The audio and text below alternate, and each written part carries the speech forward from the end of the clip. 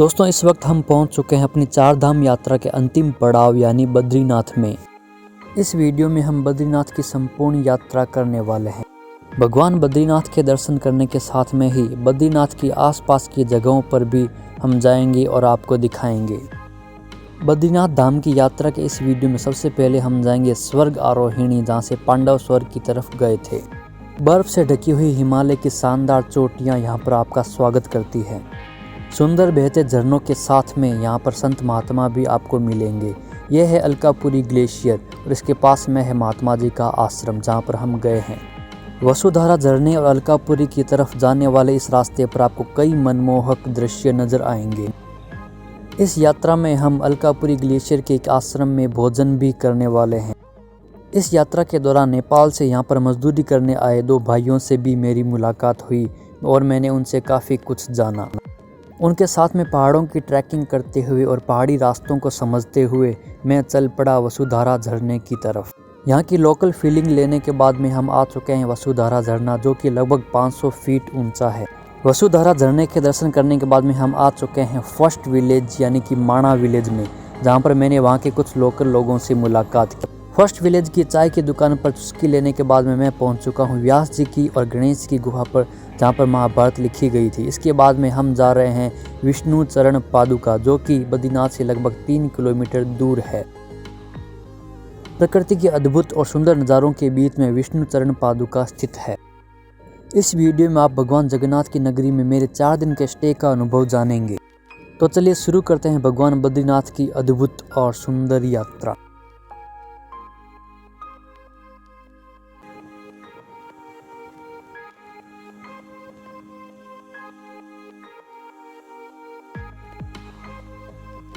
जय श्री महाकाल, जय श्री बद्रीनाथ। तो दोस्तों आखिरकार अभी हम लोग सोनप्रिया के बस स्टैंड पर है और हमें बद्रीनाथ के लिए डायरेक्ट ट्रेन मिल गई है। दोस्तों इस वक्त मैं निकल चुका हूँ सोनप्रयाग से बद्रीनाथ के लिए, बद्री विशाल के दर्शन करने के लिए। आपको बता दूं कि सोनप्रयाग से बद्रीनाथ का किराया 600 रुपये है। रास्ते में काफ़ी ज़्यादा ट्रैफिक था क्योंकि इस समय पीक सीजन चल रहा है और यात्री काफ़ी ज़्यादा दर्शन करने के लिए आ रहे हैं। भाई पीछे कितना शानदार नज़ारा है। शहर बिल्कुल तारों की तरह दिख रहा है, जैसे कि आसमान ज़मीन पर उतर आया हो। तो भाई आज का खाना यही होने वाला है और शानदार टीवी चल रही है, पुरानी फिल्में चल रही है। सो हमारा खाना आ चुका है। ये एक हॉस्टल हमने यहाँ पर लिया है 125 रुपये पर पर्सन के हिसाब से, और हम 4 जने हैं तो यहाँ पर एडजस्टमेंट हो गया। सुबह के 5 बजे बस फिर से निकल चुकी है बद्रीनाथ के लिए। एक्चुअली रात को हमने स्टे लिया था क्योंकि यहाँ पर रात को ड्राइवर गाड़ी नहीं चलाते हैं। लंबे सफ़र से ब्रेक लेते हुए यहाँ पर हमने मंदाकिनी नदी के किनारे एक छोटा सा स्टे लिया है।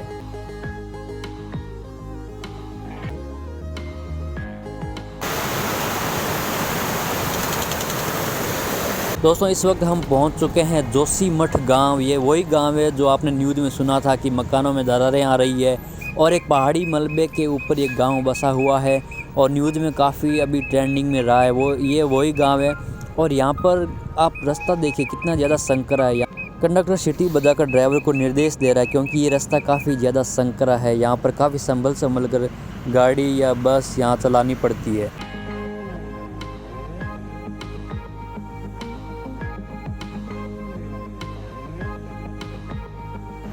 ये देखो भाई, यहाँ पर रोड बनी हुई नहीं है बिल्कुल। जय बद्रीनाथ दोस्तों, जय बद्री विशाल। तो आखिरकार पहुंच चुके हैं भगवान बद्रीनाथ की नगरी में, भगवान विष्णु की नगरी में। तो स्नान करते हैं, फिर दर्शन करते हैं, फिर आसपास आपको मंदिर और घुमाऊंगा। भाई अलकनंदा नदी का बहाव देखो कितना तेज है, एकदम 100-200 की स्पीड में। दोस्तों ठहरने की जगह देख रहे हैं, निश्चित हुई नहीं है कहाँ ठहरना है। और फिलहाल उससे पहले गर्म कुंड में स्नान करेंगे, दर्शन करेंगे, उसके बाद में देखते हैं कि कहाँ पर ठहरने जा रहे हैं। दोस्तों घाट पर काफ़ी ज़्यादा भीड़ है, आप देख सकते हैं। दोस्तों ये है गर्म कुंड, पानी काफ़ी गर्म लग रहा है इसीलिए लोग अंदर नहीं जा रहे, बाहर से थोड़ा थोड़ा पानी लेके नहा रहे हैं। और इस तरफ से गर्म पानी आ रहा है और नीचे बह रही है अलकनंदा नदी, जिसमें ग्लेशियर से पानी आ रहा है, बहुत ठंडा पानी आ रहा है। जय बद्रीनाथ, जय। और अब बद्री विशाल मंदिर दर्शन की लाइन देख सकते हैं, कितनी लंबी लाइन लगी है। और लगभग 12 से 3 बजे मंदिर बंद रहता है और अभी 3 बजने वाले हैं, मंदिर खुलने वाले, तो हम लाइन में लग चुके हैं। सब भक्तों बद्री नारायण का प्रसाद ले लिया है। यह है तुलसी माला। भगवान विष्णु को तुलसी अति प्रिय होती है और भगवान विष्णु को तुलसी चढ़ती है। और यह है प्रसाद जिसमें मखानों के साथ में काजू किशमिश।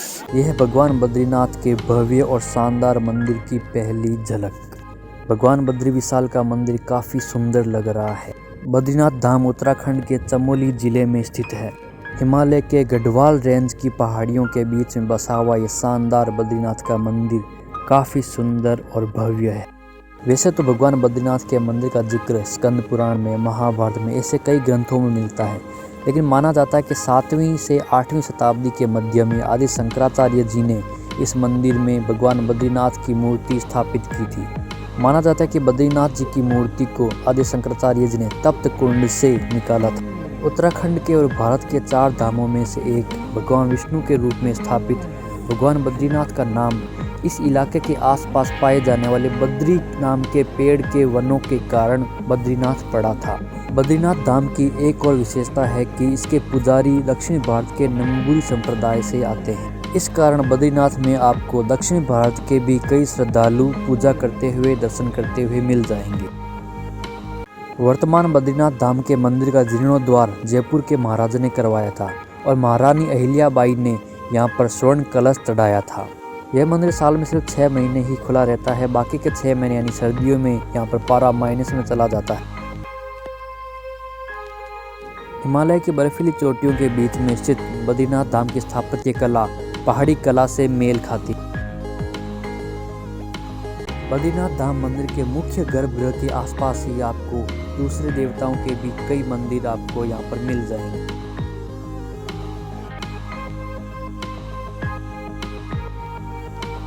श्री बद्री नारायण। तो भक्तों इस वक्त है भगवान बद्री नारायण के दरबार में, उनके दर्शन कर लिए हैं, थोड़ा सा विश्राम कर रहे हैं। उनके दरबार में भगवान बद्री नारायण के धाम में आए हैं, बड़ा ही सौभाग्य है।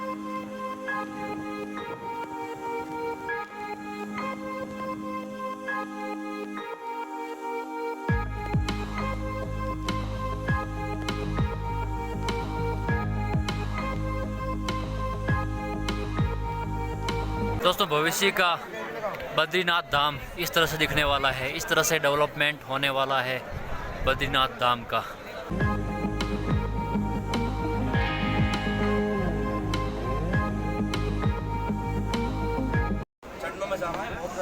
जय हो। चंदन भगवान के लिए घिसा जा रहा है यहाँ पर। देखो भाप निकल रही है, इतना गर्म पानी है। भक्तों ये जो कुंड आप देख रहे हैं, यहीं से शंकराचार्य जी ने भगवान बद्रीनारायण की मूर्ति निकाली थी। ये गर्म कुंड है, तप्त कुंड है। और ये जो शिला आप देख रहे हैं सामने, ये भगवान नरसिंह के रूप की मानी जाती है। ये पानी देखो कितना भाप निकल रहा है इस पानी के अंदर से। कल दर्शन किए थे, अभी सुबह के वक्त हम लोग तप्त कुंड में बढ़िया नहा धो के वसुधारा की ओर जाने की आज सोच रहे हैं। वसुधारा, गणेश गुफा, व्यास गुफा, यहाँ पर काफ़ी जगह हैं एक्सप्लोर करने के लिए, दर्शन करने के लिए। ये चूहा तो नहीं लग रहा, कुछ और ही लग रहा है। ये कूद फांद के जा रहा है, अलग ही तरह का जीव लग रहा है। ये सामने की तरफ हिमालय की खूबसूरत पगडंडियाँ और इस तरफ है शानदार पहाड़। आगे की तरफ विलेज भी है। तो दोस्तों ये है हिमालय के खूबसूरत पहाड़। पीछे पगडंडी देखिए कितनी शानदार, ऐसे सर्पीला काराकार में। इस तरफ देखिए कितने शानदार और खूबसूरत खेत हैं, इनकी सबकी अलग अलग पत्थरों से मेड़ बनाई हुई है। तो सामने जो गांव दिखाई दे रहा है वो माना गांव है और माना जाता है कि ये इंडिया का लास्ट विलेज है, बॉर्डर के ऊपर है। ये बॉर्डर लगभग यहाँ से 30-40 किलोमीटर दूर है, लेकिन ये लास्ट विलेज माना जाता है। तो यहाँ कैंपिंग की जा रही है खेतों के बीच में, और यही लोग यहाँ के कचरा फैलाते हैं। ये देखिए तो सामने ITBP यानी कि इंडो तिब्बतन बॉर्डर पुलिस का कैंप है यहाँ पर। दोस्तों ये वाली नदी सरस्वती नदी है और उधर वाली अलकनंदा है। सरस्वती नदी ऊपर से आकर अलकनंदा में मिल जाती है। दोस्तों माना जाता है कि इसी जगह से लुप्त हो चुकी सरस्वती नदी की शुरुआत होती है। प्राचीन काल में ये नदी राजस्थान के थार रेगिस्तान से होकर गुजरती थी, लेकिन ये नदी इस समय अलकनंदा नदी में मिल जाती है। यहाँ सरस्वती माता का सुंदर मंदिर भी बना हुआ है। ये है माणा गांव, जिसे फर्स्ट विलेज माना जाता है। इसके आगे चाइना का बॉर्डर स्टार्ट हो जाता है, लगभग 30-40 किलोमीटर आगे। ये रास्ता जाता है अलकापुरी ग्लेशियर की तरफ और इस पुल को कहा जाता है भीम पुल। दोस्तों सरस्वती मंदिर से थोड़ा सा आगे आए हैं और यहाँ से वसुधारा फॉल्स यहाँ से लगभग 5 किलोमीटर दूर है। रेगिस्तान में जिन फूलों को देखने के हम तरसते हैं, यहाँ पर पीले, नीले, बैंगनी तरह तरह के फूल प्रकृति अपने आप ही स्वतः ही उगा देती है। तो जी भक्तों, वसुधारा की तरफ जा रहे थे और अभी विश्राम का समय हो गया था। पीछे सभी भक्त अभी फ़िलहाल विश्राम कर रहे हैं और नाश्ता पानी करें, उसके बाद में आगे चलेंगे। और आपको बता दूं, आपकी जानकारी के लिए कि इस तरफ है नारायण पर्वत और मेरे पीछे है नर पर्वत। नर पर्वत के ऊपर ही भगवान बद्रीनाथ का मंदिर है और बीच में बह रही है अलकनंदा नदी।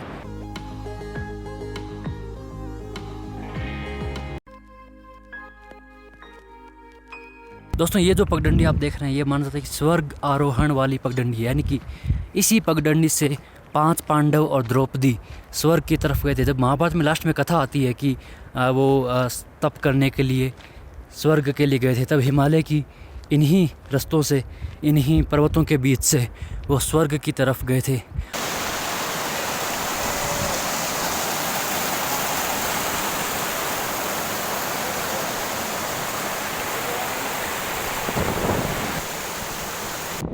ये जो पर्वत आपको सामने दिखाई दे रहा है, यह अष्टवसुओं में से एक वसु के नाम पर है। दोस्तों हमारा सौभाग्य है कि हमारे साथ संत महात्मा भी हमारा मार्गदर्शन कर रहे हैं।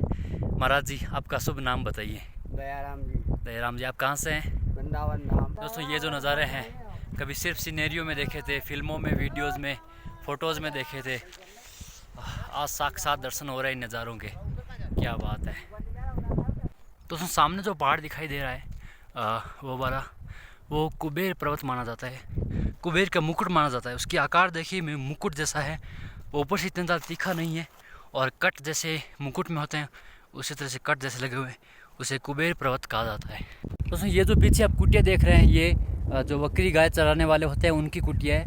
और ये पीछे आपको एक बात बता दूं कि बद्रीनाथ और केदारनाथ की दूरी इस तरफ से सिर्फ 50 किलोमीटर है, लेकिन ये बर्फीले पहाड़ आ जाते हैं तो इन्हें पार करना काफ़ी मुश्किल है, इसलिए रोड्स नहीं बन पाई और पैदल आना भी काफ़ी मुश्किल है। और अगर पैदल आओगे भी तो काफ़ी ज़्यादा समय लगेगा, महीना भी लग सकता है। लेकिन हम लोग केदारनाथ से बद्रीनाथ आए तो काफ़ी घूम कर आए थे, लगभग 250 किलोमीटर का सफ़र था वो। तो जी भाई साहब, इन सुंदर हिमालय के बीच के अंदर हमारे साथी और संत महात्मा नाश्ता कर रहे हैं, विश्राम कर रहे हैं और हम फिर आगे चलेंगे अलकापुरी ग्लेशियर की ओर। भाई हिमालय में मैंने ये चीज़ें काफ़ी देखी है। ये क्या है? पौधे जैसा लग रहा है कुछ, लेकिन ये क्या चीज़ है, किस चीज़ का पौधा है? प्लीज़ आप कमेंट में ज़रूर लिखिएगा। जय बद्री नारायण।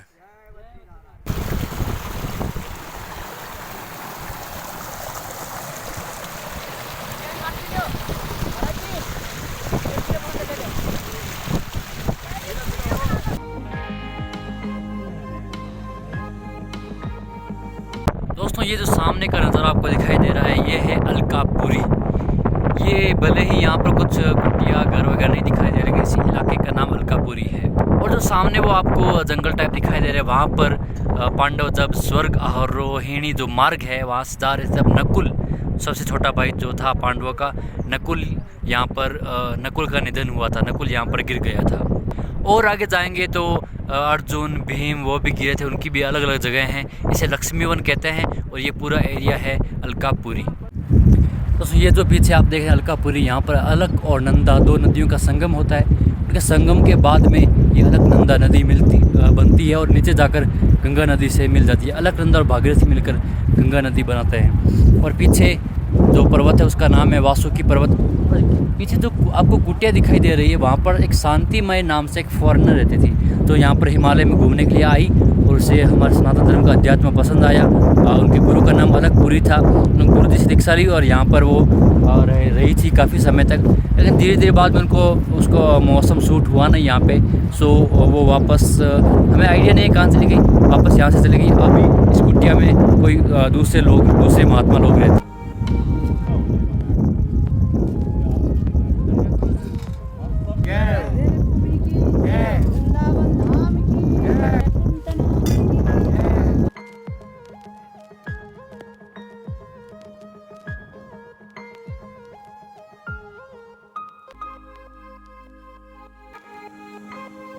तो भाई लोग, हम लोग ऊपर गुफा की तरफ जा रहे थे और हमारे साथ हैं हमारे नेपाल से आए हुए भाई। तो भाई आपका क्या नाम है? मनोज भाई। हाँ जी, कहाँ से हो आप? हाँ मैं नेपाल से। नेपाल में कहाँ से? नेपाल काठमांडू सुर्खेत। यहाँ पे कहाँ रहते हो? हम इधर रहते हैं बद्रीनाथ में। मेरा नाम है दीपक और मैं रहता हूँ काठमांडू में। हाँ, पशुपतिनाथ के बगल में। अच्छा, हाँ जी। क्या बात है। आप यहीं रहते हो बद्रीनाथ में ही? हाँ, मैं 6 महीने यहीं रहता हूँ। तो आपको तो अनुभव होगा पूरे पहाड़ों का यहाँ चढ़ने और का। हाँ, वो सब अनुभव है। तो भैया ये मौसम खराब हो रहा है। हाँ जी, मौसम खराब हो रहा है, अब बारिश आने का भी संभावना हो सकता है। अच्छा, मौसम अब यहाँ कब तक खराब होता है? टाइमिंग क्या खराब होने की? टाइमिंग तो कोई फिक्स नहीं है, कभी सुबह भी मौसम खराब हो जाता है। हाँ। कभी शाम को भी खराब हो सकता है। हाँ। वो मौसम को कोई वो नहीं है, टाइम नहीं है। अभी धूप है, 1-1.5 घंटे बाद बारिश आ जाएगा यहाँ। बारिश भी आ सकता, बर्फ भी आ सकता, कोई भरोसा नहीं है। अच्छा। तो भाई लोगों, यहाँ पर थोड़ा महाराज जी का वेट कर रहे हैं, वो आ रहे हैं क्योंकि वो थोड़ा रास्ता दिखाएंगे, क्योंकि गुफा तक हम में से कोई भी गया नहीं है, तो वो रास्ता दिखाएंगे। और भाई लोग हमारे साथ हैं नेपाल से, और बहुत बढ़िया लगा भाई आप लोगों से मिलके। मनोज भाई दीपक भाई जी बोलो। हेलो कर दो।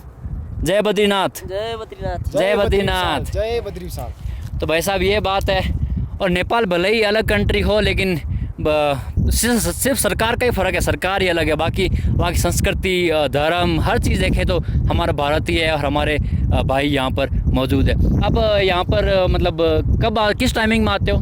जब मंदिर खुलता है 2-3 दिन आगे आ जाते हैं। अच्छा। हाँ जी। और सर्दियों में फिर हम नेपाल चल जाते हैं, वापस चले जाते हैं? हाँ, वापस चल जाते हैं। अच्छा। हाँ जी। वहाँ पे क्या करते हो? खेती? हाँ, वो खेती बाड़ी करते हैं और फिर उस टाइम काम करते हैं, लेबरी काम करते हैं। अच्छा। हाँ जी। तो वैसा सामने मौसम देखो ख़राब हो रहा है, बादलों के ऊपर मतलब पहाड़ों के ऊपर बादलों की छाया देखो, छाया पड़ रही है। बहुत ही शानदार नज़ारा तो है, लेकिन टाइम से वापस निकल जाए उसमें ही भलाई है भाई साहब। बादल देखो हमारी तरफ बढ़ रहे हैं लगातार। बाकी यहाँ के जो अनुभवी लोग हमारे साथ में हैं, तो फ़िलहाल कोई डरने की ज़्यादा बात नहीं है। भाई ये पत्थर हैं, डंडा रख के चल रहे हैं, ये रास्ता है भाई साहब, शानदार।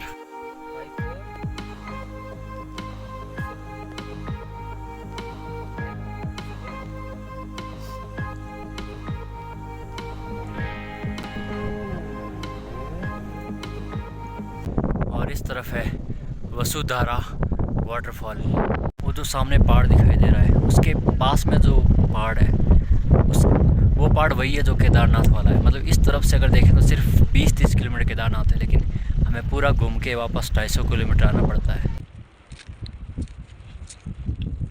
तो भाई लोग उबल चुके हैं यहाँ के पहाड़ी लोकल, एकदम मस्त वो सब्जी वाली स्टाइल में पीछे बांध के आ रही है फीलिंग लोकल वालों की। दोस्तों, वसुधारा झरना बद्रीनाथ से लगभग 9 किलोमीटर दूर है, जहां पर पैदल मार्ग से पहुंचा जा सकता है। वसुधारा से सतोपंथ ग्लेशियर लगभग 25 किलोमीटर दूर है, जो कि सामने की तरफ है। इस झरने का पानी काफ़ी पवित्र माना जाता है और ये आगे जाकर अलकनंदा नदी में गिर जाता है। इस झरने का नाम अष्ट वसुओं में से एक वसु के नाम पर रखा गया है। यह भारत के सबसे ऊंचे झरनों में से एक है। भाई वसुधारा वाटरफॉल के पास पहुंच चुके हैं, आप देख सकते हैं लगभग 1000 फीट ऊंचा झरना है। ये भाई साहब बद्रीनाथ में पहली बार बर्फ़ को टच कर रहा हूँ।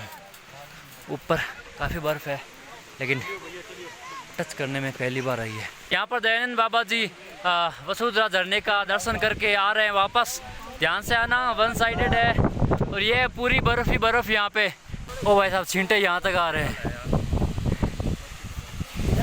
और ये पूरी बर्फ़ ही बर्फ़ है।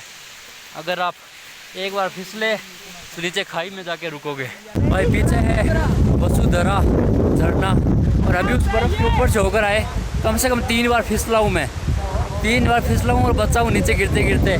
तो भाई साहब जाते टाइम इतना दिक्कत नहीं है, आते टाइम काफ़ी ज़्यादा फिसलन है। तो भाई साहब लगभग 800-1000 फीट का ऊंचा झरना है, आप देख सकते हैं।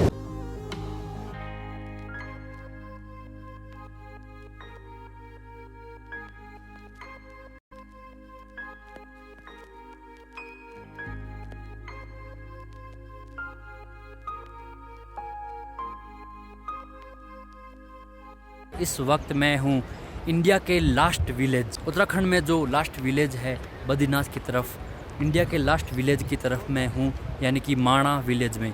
और यहाँ पर व्यास जी की और गणेश जी की वो गुफाएं भी मौजूद है जहाँ पर उन्होंने महाभारत लिखी थी, व्यास जी ने बोली थी और गणेश जी ने लिखी थी। तो आज इस माणा विलेज को एक्सप्लोर करने वाले हैं। यहाँ पर जितने मंदिर हैं और जहाँ पर एक फर्स्ट चाय की दुकान भी है वो भी हम एक्सप्लोर करेंगे। So let's start now. So पीछे आप देख सकते हैं भारत के शानदार ध्वज फहरा रहे हैं। दोस्तों ये है भारत का अंतिम गांव माणा गांव, जो कि बद्रीनाथ से लगभग 3 किलोमीटर दूर है और इंडो तिब्बतन बॉर्डर यहाँ से लगभग 26 किलोमीटर दूर है। समुद्र तल से 10,000 फीट की ऊंचाई पर बसे हुए इस गांव में बद्रीनाथ आने वाले टूरिस्ट जरूर आते हैं। सर्दियों में इस गांव का तापमान लगभग -15 डिग्री तक पहुंच जाता है और ये गांव पूरी तरह से बर्फ से जम जाता है। तब सारे लोग नीचे के गांवों में आ जाते हैं। आप जब भी चारधाम यात्रा पर आएं या बद्रीनाथ आएं तो इस गांव को विजिट जरूर करें। माणा गांव में लगभग 1200 लोग रहते हैं और यहाँ के लोगों की आजीविका ऊन के कपड़ों से और खेती से जुड़ी हुई है। यहाँ के मार्केट में आपको काफ़ी सारी ऊन के कपड़ों की दुकानें मिल जाएंगी। पहाड़ी शैली के और ट्रेडिशनल तरीके के ऊनी कपड़े और हस्तशिल्प आपको यहाँ पर मिल जाएंगे। दोस्तों यहाँ पर दुकान है आंटी जी की, यहाँ पर गर्म कपड़े मिलते हैं। ये देखिए, ये ऊनी है क्या? ये ऊनी है ना? ये देखिए ऊनी कपड़े। ये पे यहाँ के भेड़ों के बाल के ना, एकदम यहाँ के जो पहाड़ी भेड़ें होती है उनके बाल के ऊनी कपड़े। आप जब भी यहाँ पर आएँ तो आंटी जी से ज़रूर ये गर्म कपड़े ख़रीदें। और अभी बुन रहे हैं। आपका क्या नाम है जी? मेरा नाम धनेश्वरी है। धनेश्वरी जी, अच्छा। आपका ये पुश्तैनी काम है क्या? हाँ, अच्छा। हमारा काम ये भी है, खेत का काम भी करते हैं हम। अच्छा अच्छा, बहुत अच्छा लगा। ये टोकरी बहुत अच्छी लग रही है। भाई यहाँ के लोग कितने अच्छे हैं। मैंने उनसे वीडियो बनाने की इजाज़त मांगी तो उन्होंने बोला कोई नहीं, बना लो। काफ़ी अच्छे लोग हैं। वो पीछे आंटी बैठी थी, उनके वीडियो बनाए थे तो काफ़ी अच्छे से बात कर रहे थे। सच में यार एकदम प्रभावित हो गया मैं। यहाँ के लोग सही में बहुत ही बढ़िया हैं, बहुत ही बढ़िया। शब्द नहीं है मेरे पास। इस जगह को एक कॉरिडोर की तरह अच्छी तरह से डेवलप किया गया है।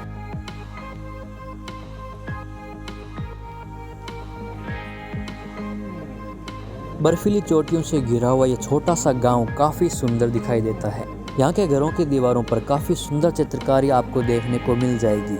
यहाँ पर आपको काफ़ी तादाद में ऐसी कॉफ़ी की दुकान या चाय की दुकानें मिल जाएंगी जो कि अपने आप को प्रथम चाय की दुकान या कॉफ़ी की दुकान कहने का दावा करती है। लोग यहाँ पर आकर गर्व से फ़ोटो खिंचवाते हैं। फिलहाल शाम के लगभग 5 बज चुके हैं और मौसम भी ख़राब होने वाला है, इसलिए हम वापस बद्रीनाथ की तरफ निकलने वाले हैं। यहाँ पर मौसम का कोई भरोसा नहीं है, मौसम कभी भी ख़राब हो सकता है, इसलिए इस यात्रा में आप हमेशा अपने साथ ऊनी कपड़े ज़रूर रखें। दोस्तों पीछे की तरफ लिखा हुआ है कि इंडिया की पहली चाय की दुकान, यानी कि ये लास्ट विलेज है, इसलिए कह रहे हैं कि बॉर्डर के बाद में यहीं पर पहली चाय की दुकान शुरू होती है यहाँ से। दोस्तों बद्रीनाथ से लगभग 3 किलोमीटर दूर माणा गांव में गणेश जी की और व्यास जी की गुफा मौजूद है। माना जाता है कि महाभारत और पुराणों की रचना यहीं पर की गई थी। सामने आप लिखा हुआ देख सकते हैं कि पुराने महाभारत का लेखन स्थल ये है और ये श्री गणेश गुफा और मणिभद्रपुरी इस जगह का नाम है। माणा नाम थोड़ा अपभ्रंश होके हो गया था, बाकी इसका रियल नेम मणिभद्रपुरी है। दोस्तों यही है वो गणेश गुफा जहाँ पर महाभारत लिखी गई थी। इसके साथ में जो 18 पुराण हैं वो भी यहीं पर लिखे गए थे। दोस्तों यहाँ पर पूरी डिटेल लिखी हुई है कि इस गुफा में किस तरह से महाभारत को और पुराणों को लिखा गया था। आप जूम करके और पॉज करके आराम से पढ़ सकते हैं। दोस्तों यही वो जगह है जहाँ पर गणेश जी महाराज ने बैठकर महाभारत लिखी थी। दोस्तों अभी हम जा रहे हैं व्यास जी की गुफा की तरफ। उसी जगह पे महर्षि व्यास जी ने बैठकर महाभारत को बोला था और पीछे जो मंदिर है गणेश जी का, वहाँ पर गणेश जी महाराज ने महाभारत लिखी थी।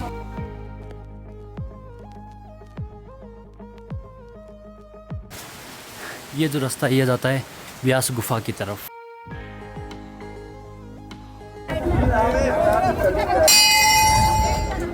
दोस्तों ये है सनातन धर्म के जाने माने और महान ऋषि वेद व्यास जी की गुफा।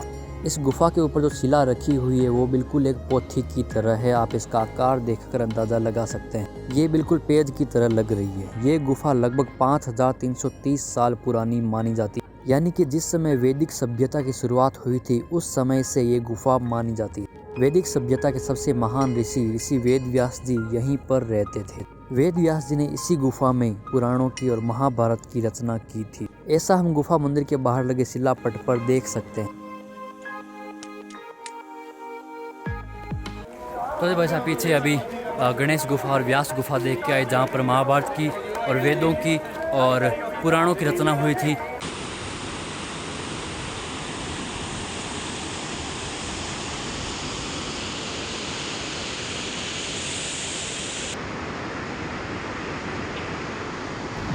सुबह का समय हो चुका है।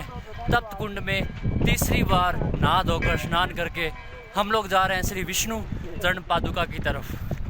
नीचे आपको पूरा बद्रिकाश्रम दिखाई दे रहा होगा, किस शानदार दिखाई दे रहा है। और वो हमारे बद्रीनाथ जी का मंदिर और सोने से स्वर्ण मंडित शिखर आप वहाँ पर देख सकते हैं, जो अहिल्याबाई होलकर ने लगवाए थे।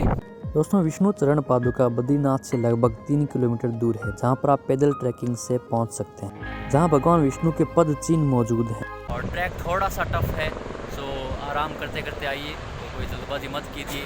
थोड़ा काफ़ी खड़ी चट्टान में है, काफ़ी आपको चढ़ाई करनी पड़ती है। बाकी जब आप ऊपर आएंगे तब आनंद ही आ जाएगा। इस आनंद को शब्दों में बयान नहीं कर सकते।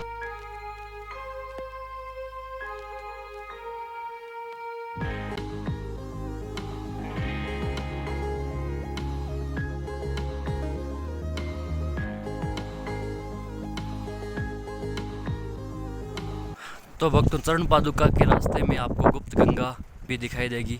नीचे की तरफ जो गुफा बनी हुई है वहाँ पर गुप्त गंगा बहती है। चलिए चलते हैं अंदर, देखते हैं। और गुप्त गंगा के पास में ही भगवान शिव का प्रतीक शिवलिंग उपस्थित है।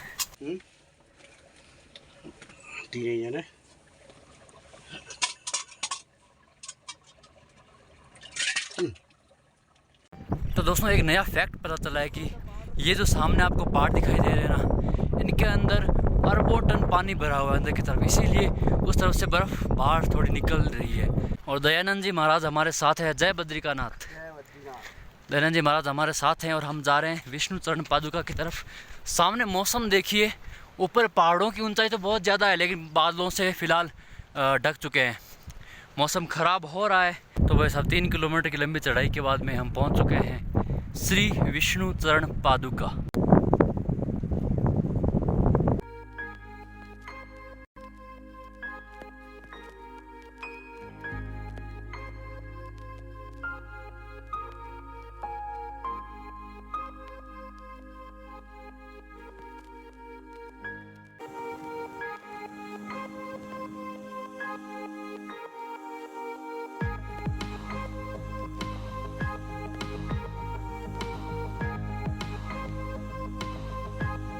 तो दोस्तों ये थी विष्णु चरण पादुका और अभी हम लोग जा रहे हैं वापस नीचे की तरफ और आगे का कार्यक्रम बनाते हैं, कहाँ जाना है।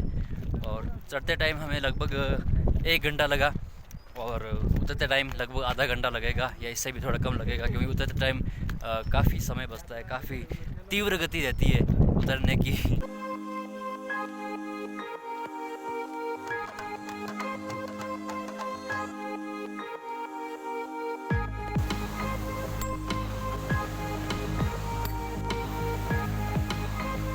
तो आखिरकार वो समय आ ही गया है जब हमें बद्रीनाथ धाम से प्रस्थान करना पड़ रहा है।